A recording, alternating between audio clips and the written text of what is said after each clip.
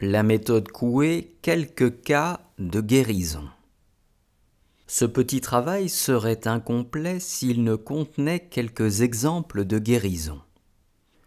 Je ne citerai pas toutes celles dans lesquelles je suis intervenu.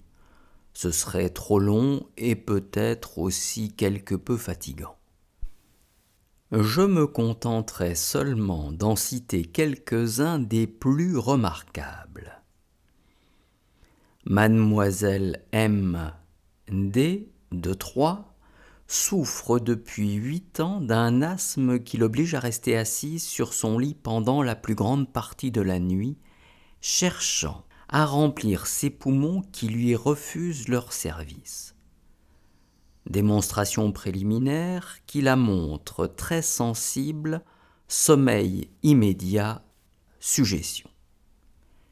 Dès le premier jour, amélioration énorme.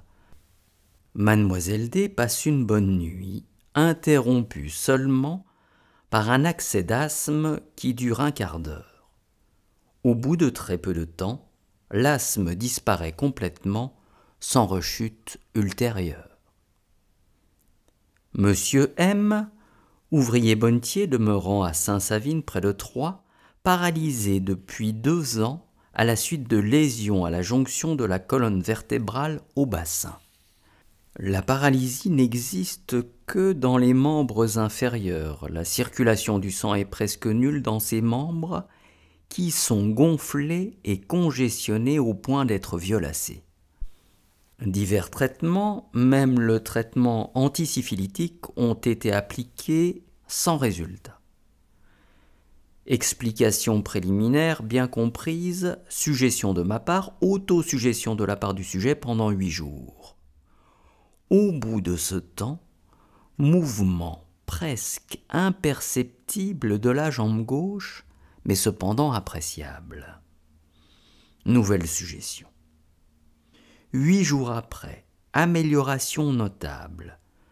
De semaine en semaine, amélioration de plus en plus grande avec disparition progressive de l'enflure et ainsi de suite.